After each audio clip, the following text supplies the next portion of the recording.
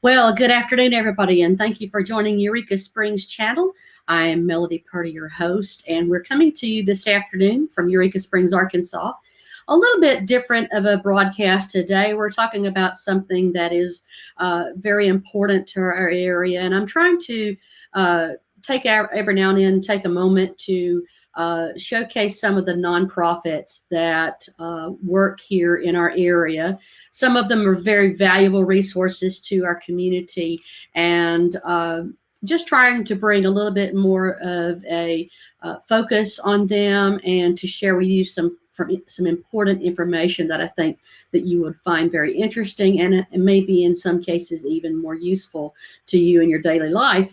And today we are going to be talking with the Purple Flower Domestic Violence and Sexual Assault Resource and Support Center of Carroll County. Boy, that's a lot of words, isn't it? And it looks like they are covering a lot of different important areas for our county.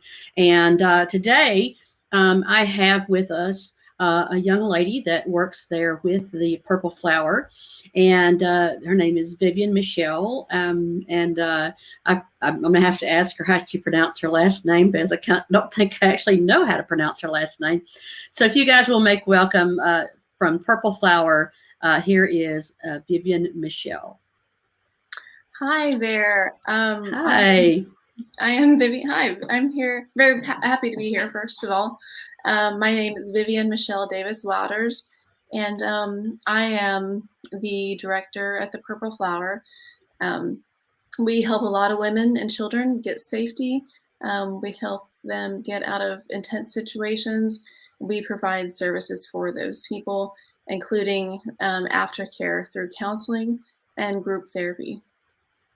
Well, that's a tall order. I mean, in our area here, do you service a good many people? I mean, like for instance, last year, how many people were you able to serve? So last year, our average was, I believe, it was over 101 new clients served. So that doesn't include the new victims. So yeah. Like we're at March here, at the end of the March here, we're coming on to serving 78 new clients. Okay, that's a lot of people. It's a lot of people. Sure. It's a sad thing that we actually have to have folks like you. That this is such a prevalent. How prevalent is domestic violence and sexual assault in Carroll County? Can you? I know you'd given me some statistics that I thought I might. Maybe you can go over those with them, and I'll put those up on screen for everybody to see. Okay. Well, in Carroll County, I mean, we have a big problem with violence and sexual assault. And I believe, I'm not sure if this is I think this is the average, an average statistics where really in Arkansas, 1 out of every 4 women are sexually assaulted. So the prevalence then here in Carroll County is even more significant than this stat. Yes, ma'am. Wow, that's sad. And also, Arkansas has the highest rate of rapes per capita. Goodness. That just came out. Yeah. That's terrible.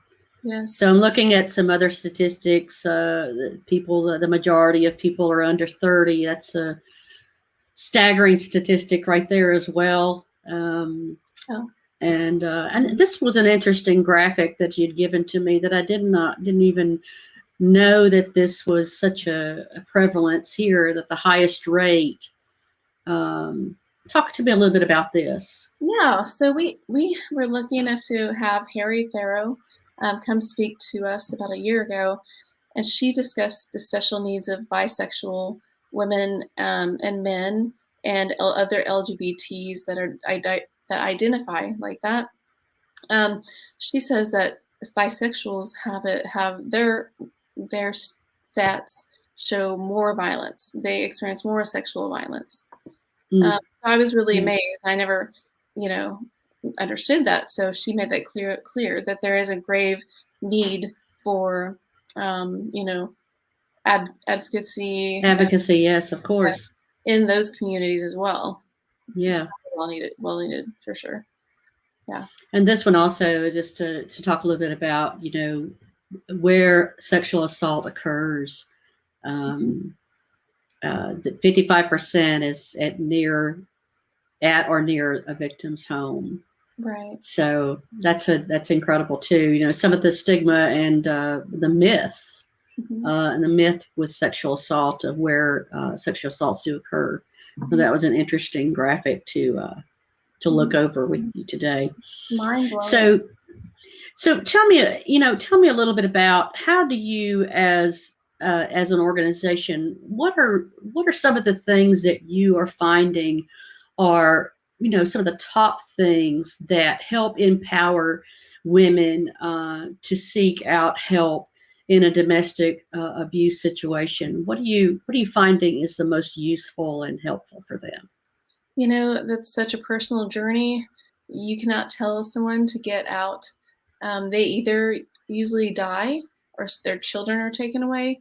Unfortunately, it's a problem that something major has to happen. And a lot of times before this major things happen, we try to help them, because most of our clients who contact our emergency line, they're about done. They've had enough. And so they make the hard choice to get out of this cycle that is really difficult to get out of.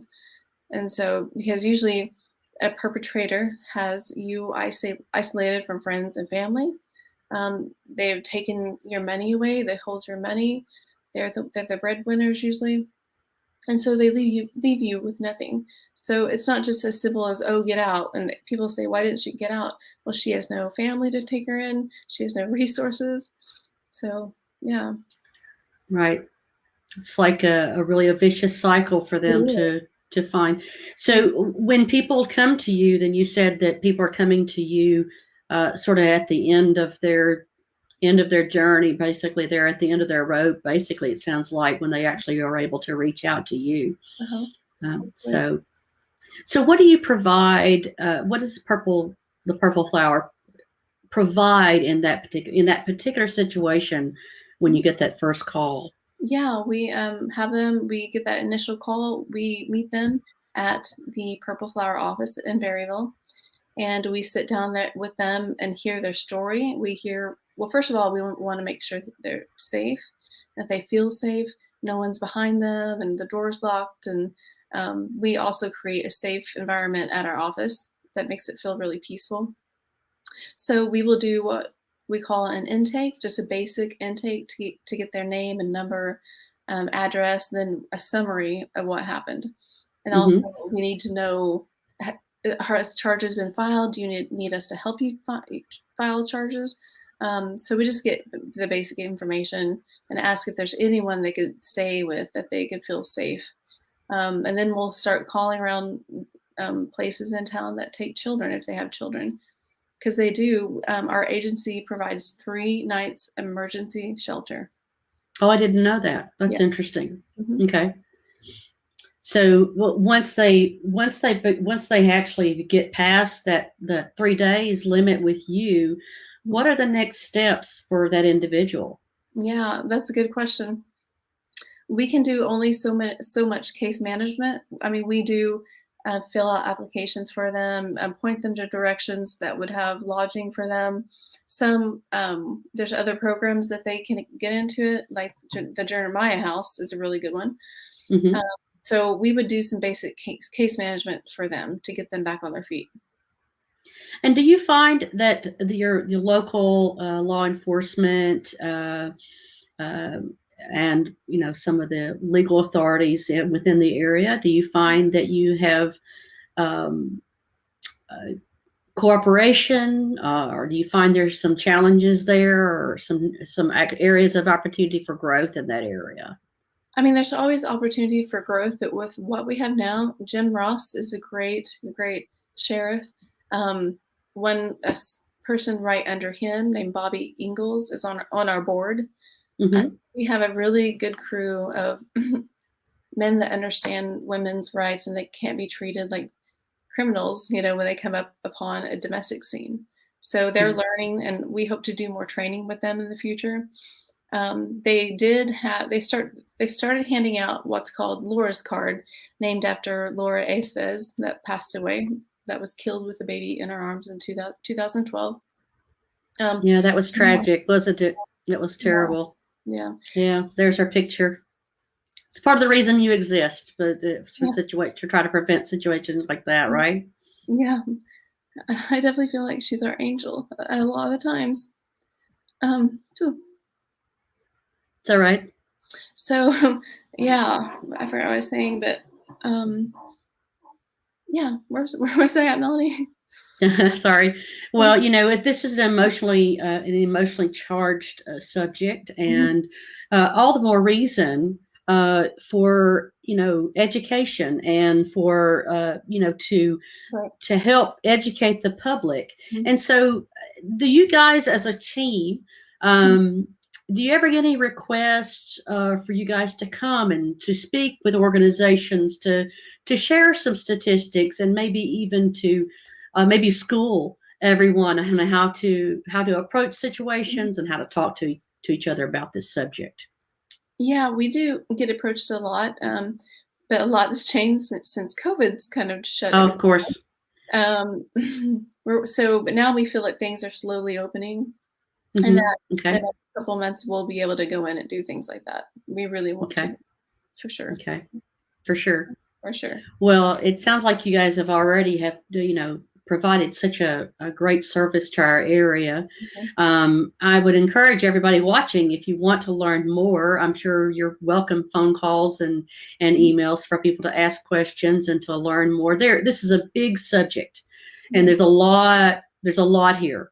Right. I mean, nothing that we can tap on in our 15 minutes of talking today to educate all of the depth and levels that we all need to know about this subject, Sure. because it's a big topic. It's a big deal, and we can't hide our eyes from it. And we gotta know the signs. We gotta get help and not worry about people in this town are going to talk about. It's such a small town, a beautiful town, and a giving town. But on the other side, you have a really dark, seedy part that is not really of the light. And so when you shine your light brighter, the dark's going to go after you. So it's interesting town, but it's not just the resort town to go on the mountains and pick crystals. It's there's other stuff than that to do. But wherever there's a yin and yang of in every town across America, that there are people that are struggling and find themselves in very difficult situations and dangerous situations, and all the more reason for great places like you guys to be here and finding some empowerment and finding your tribe. And that sounds like what your place is all about, is for people to find a safe place to be, and have a good resource. And it sounds like you guys are able to rally the troops around people that come into your doors and make things happen and make them feel safe and to get the help that they so deserve and need. I wanted to show you guys a few. I've got some pictures here of some of the staff that you guys have. I just want to give a shout out to these individuals who are a part of your team. There you guys are. We've got, tell me who we're looking at here. Yeah, so on the end, we're looking at the wonderful Beth Simmons. She's been on board for a while. She's a dear friend of mine, love her much. But she decided to go work more with the Jeremiah House and work a little more settled and advanced. Sure. Okay. And then next we have Patti Morris. She's our advocate. She's been with us, ever since the agency started in 2012, and she's been working with women and children since, I'm gonna say 40 years now. Wow. She's a spit factor or split five, but she's a good one. She'll keep you. She'll definitely keep you on your toes. Good. and then you've Margot. That's Margot, right? Yeah, Margot Elliott. She's been great. She's used to be a volunteer. Okay. She volunteered for years, getting no money, and then a position just came open as a victim advocate that she took up. And so not only do we get our own admin assistance, but then she's going to be learning how to deal with advocacy issues. Good. And this is a picture of y'all's place there in right off the Berryville, Arkansas Square. the building that you guys have there, which is a great visibility there. And so it's right there near the library, and also the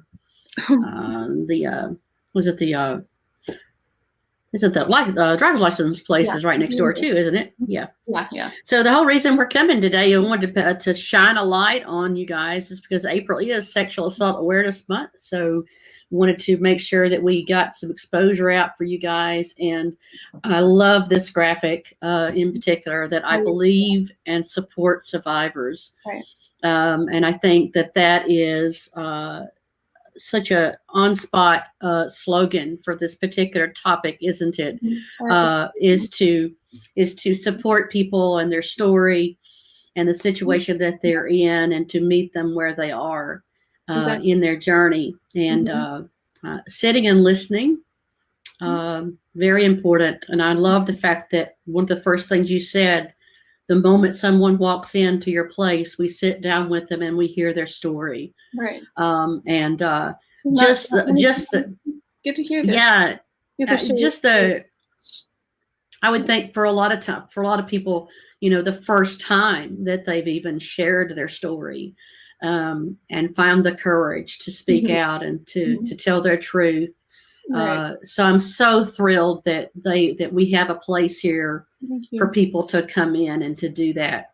And, I think that there's a lot of education that we all need to have about how to support one another, how to support people who, I don't know if you remember, but there was you may know something about this. There was an effort a while back from an organization called Brave Woman, where their focus on was, to help change the dialogue and the labels that we put on people who find themselves in a domestic assault situation, from becoming victim to being brave.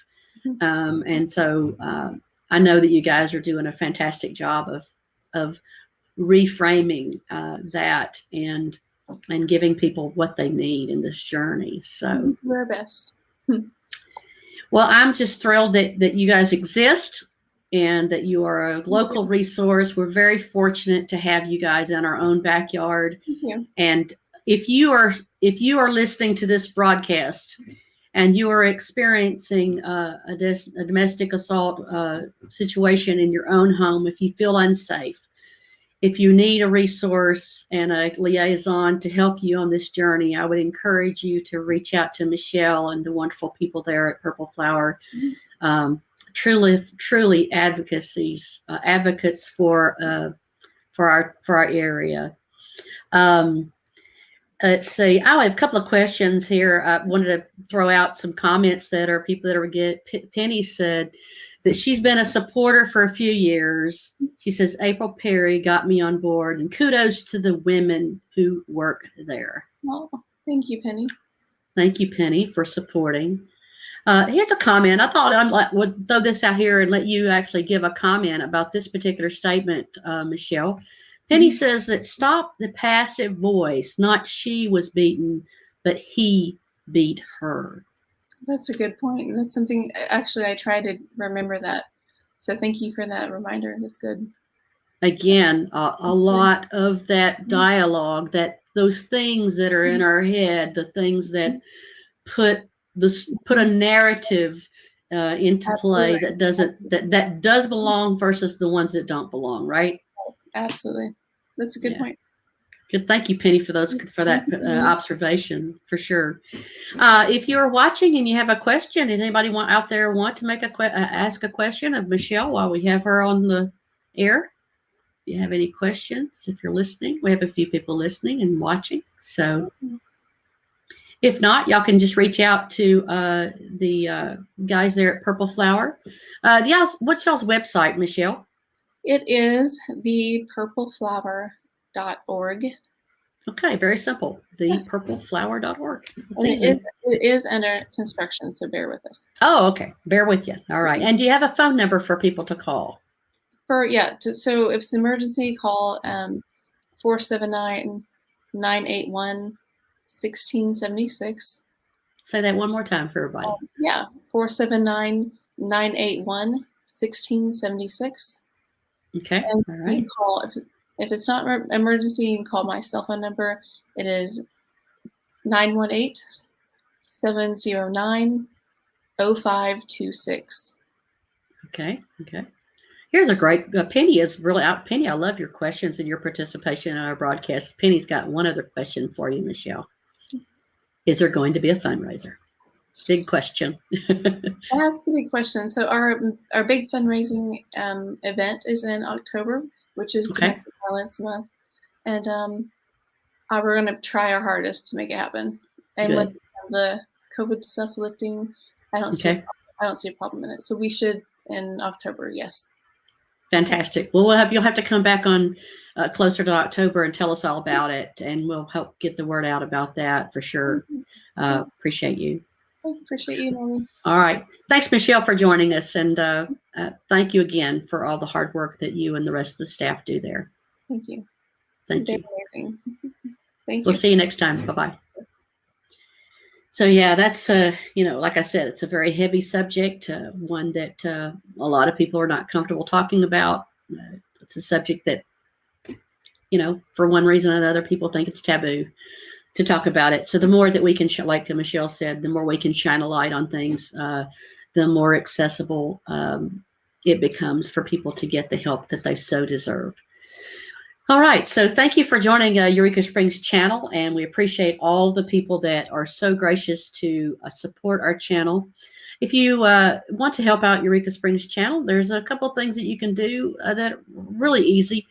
Subscribe to our YouTube channel, like us on Facebook, follow us on Facebook, and you can also see us on Instagram. And that's the very best way to support Eureka Springs channel and to help get the information out there to the masses, what we're bringing to you, helping some of these organizations and businesses thrive by sharing what they do and what we're so proud of for them and celebrating. So that's the first thing you can do. If you'd like to support us, of course, we do have sponsorships that you can still tag along to support us. If you'd like to do that, just give us a call or contact us through here, and we'll give you some information about that. And so today, thank you for joining us, and we will see you next time on Eureka Springs channel.